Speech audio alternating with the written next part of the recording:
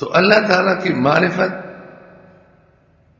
یہ انسان مقصد پر قائم ہو گیا تو یہ انسان کی تھی. چونکہ نئے لوگ بھی آتے ہیں، خصوصاً ہمارے یہ جو تخصص والے تو ہر سال نئے ہوتے ہیں. مولانا رومی رحمہ اللہ مثالوں کے ذریعے سے بات چیزیں بہت آسانی سے سمجھا دیتے ہیں کہ جن کو معرفت حاصل ہو جائے اس کی کیا قیمت ہے، اور جو معرفت سے محروم ہے وہ برباد ہے، اس کی کوئی قیمت نہیں. تو انہوں نے ایک واقعہ نقل کیا کہ سلطان محمود غزنوی رحمہ اللہ کے زمانے میں کچھ چور تھے، اور سلطان کی عادت یہ تھی کہ وہ رات کو نکل کر کے حالات معلوم کیا کرتے. جب حاکم نیک ہوتا ہے تو ہر ایک کے دل میں اس کی محبت ہوتی، ظالم نہ ہو، خود غرض نہ ہو، ملک کا غدار نہ ہو، عوام کا دشمن نہ ہو، عوام کا خیرخواہ ہو، تو اس کو چوکیدار رکھنے کی بھی ضرورت نہیں ہے، پہرے دار کی بھی ضرورت نہیں ہے. وہ تو پوری قوم کی آنکھوں کا تارا ہوتا ہے. تو ایک رات گھر سے باہر نکل کر کے حالات معلوم کر رہے تھے، دیکھا کچھ جوان بیٹھے ہیں تو مثال بیٹھ گئے. تو باتوں باتوں میں بات آئی کہ آج رات چوری کے لیے کس کے گھر جانا ہے. وہ چوروں کی جماعت،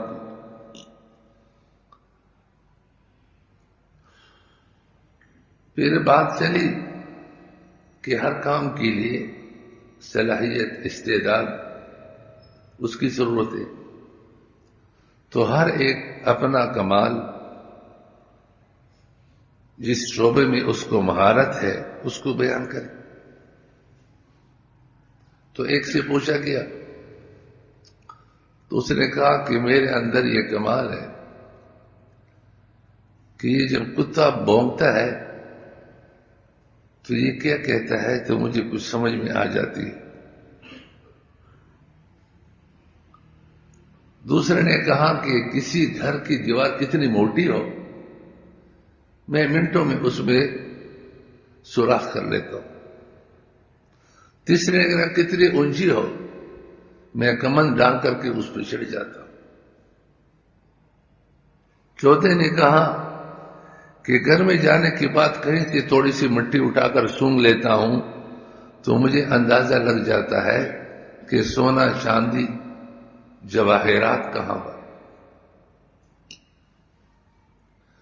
پانچویں نے کہا کہ میں حساب کا بڑا ماہر ہوں،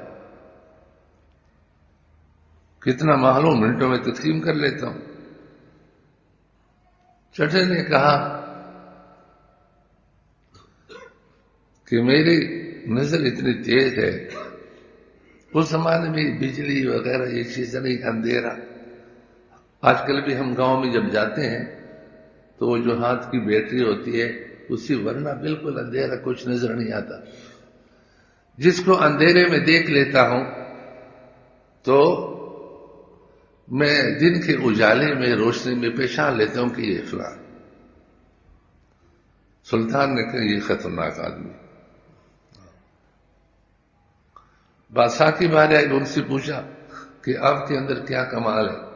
انہوں نے کہا میری داڑھی میں یہ کمال ہے کہ جب یہ ہل جاتی ہے تو وہ مجرم جو تختے دار پر کھڑا ہو وہ چھوٹ جاتا ہے. سب نے کہا اللہ اکبر. وہ چور تھے لیکن کافر تو نہیں تھے. آپ لوگ کہیں گے کہ جب سلطان کی داڑھی تھی تو ان کو شک نہیں ہوا، وہ سب چوروں کی داڑھی تھی. وہ کہ ہم چور ضرور ہیں لیکن ہم فطرت کی دشمن نہیں ہیں. یہ داڑھی فطرت.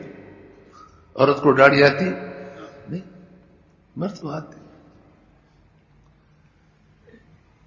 جیسے کوئی ناک کاٹے تو اچھا لگتا ہے، ہمارے استاد محترم مفتی اعظم اگر مفتی رشید احمد صاحب رحمۃ اللہ فرماتے تھے ایک جگہ کچھ لوگ بیٹھے تھے، سب کی ناک کٹے بیٹھے، تو ایک ناک والا جا کہتے ناکو اتنی لمبی ناک.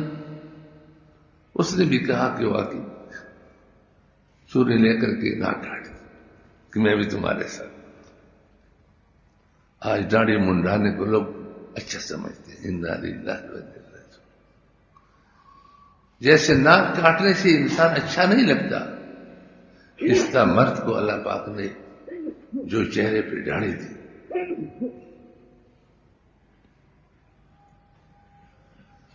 ایک ہمارے جاننے والے دوست نے کہا کہ بیرون ملک جانے کے لیے کہا گیا کہ داڑھی منڈا لو، اور نے کہا داڑھی منڈا نہیں سکتا ہوں.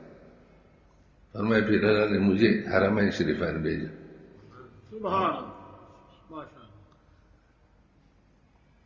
رات بھی ایک نے کہا کہ فلاں جگہ کام کے لیے جانا لیکن داڑھی کٹاؤ. اس نے کہا داڑھی نہیں کٹا سکتا. ہر زمانے میں اللہ تعالیٰ مضبوط لوگوں کو پیدا کر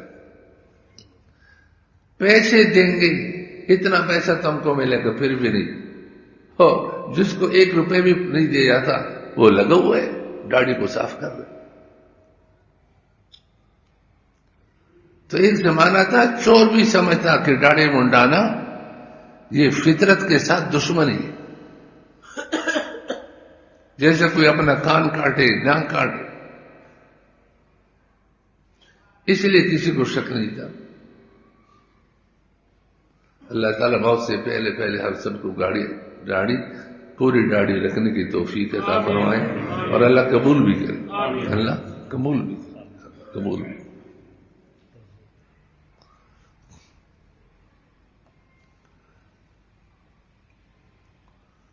اور داڑھی کے ساتھ یاد رکھو یہ جو مونچھ ہے اس کا خیال رکھو، اہتمام کرو. دنیا کے کاموں میں اتنا مصروف ہو کر کہ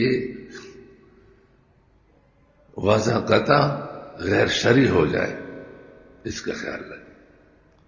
یہ اوپر کا ہونٹ اس کا کنارہ کھلا رکھنا واجب، اس پر بال نہیں آنا چاہیے، جیسے آئے فوراً کاٹو.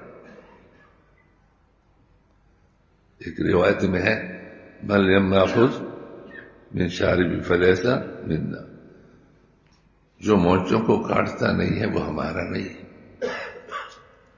رسول اکرم صلی اللہ علیہ وسلم نے فرمایا وہ ہمارا نہیں ہے. تو داڑھی رکھنے کے ساتھ ساتھ مونچوں کو بھی شریعت کے مطابق رکھو، اس کا بھی اہتمام کریں. تو سلطان سے جب پوچھا تو انہوں نے کہا کہ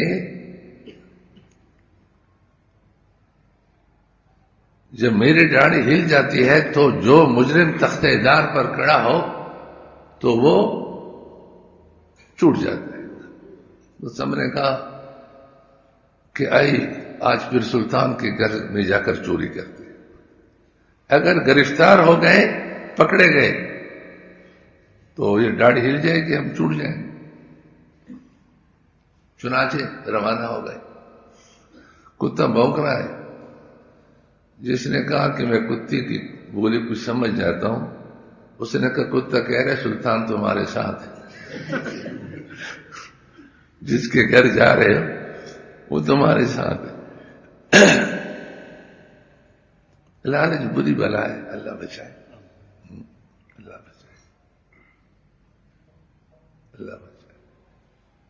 ہمارے استاد محترم مفتی اعظم مفتی رشید احمد صاحب رحمۃ اللہ فرماتے تھے کہ ہدہد نے حضرت سلیمان علیہ السلام سے کہا، ان کو پرندوں پر، جنات پر، سب پر حکومت کہ جب بھی آپ لشکر لے کر جائیں تو مجھے ساتھ لے کر جایا کریں، اس لیے کہ مجھے زمین کی گہرائی میں پانی نظر آتا ہے. اللہ نے مجھے آنکھوں میں یہ صلاحیت دی، لہذا جہاں پانی قریب ہوگا میں بتا دوں گا، تو پھر آپ کا لشکر وہاں پڑاؤ ڈال. دیکھو ہدہد کا عقیدہ تھا کہ سلیمان علیہ السلام پیغمبر ضرور ہے لیکن علم غیب ان کے پاس نہیں ہے. علم غیب کس کے پاس ہے؟ اللہ کے پاس. ہر آج کوئی صرف قمیص اتارے آدھا ننگا ہو جائے تو یہ کہتے ہیں کہ یہ ابھی پورا ولی نہیں ہے. علم غیب جس کے پاس ہے اور دونوں شلوار قمیص اتارے کہتے ہیں پورا ولی ہے. اس پہ علم غیب حاضر ناظر پتہ نہیں کیا کچھ. ہم نے اللہ تعالیٰ کی صفات کو تقسیم کیا مخلوق، اس لیے بجائے اللہ کی جھکنے کے غیر اللہ کے سامنے جھکتے اور اللہ سے مانگنے کے بجائے غیر اللہ سے مانگتے. تو حدود کا بھی عقیدہ تھا. حضرت صلی اللہ علیہ وسلم بہت بڑے پیغمبر ہیں لیکن علم غیب ان کے پاس نہیں. اس لیے کہا کہ مجھے زمین کی گہرائی میں پانی نظر آتا ہے یا اللہ پاک نے میری آنکھوں میں سلیب ڈالی ہے. کوا یہ بہت حریص پرندہ ہے.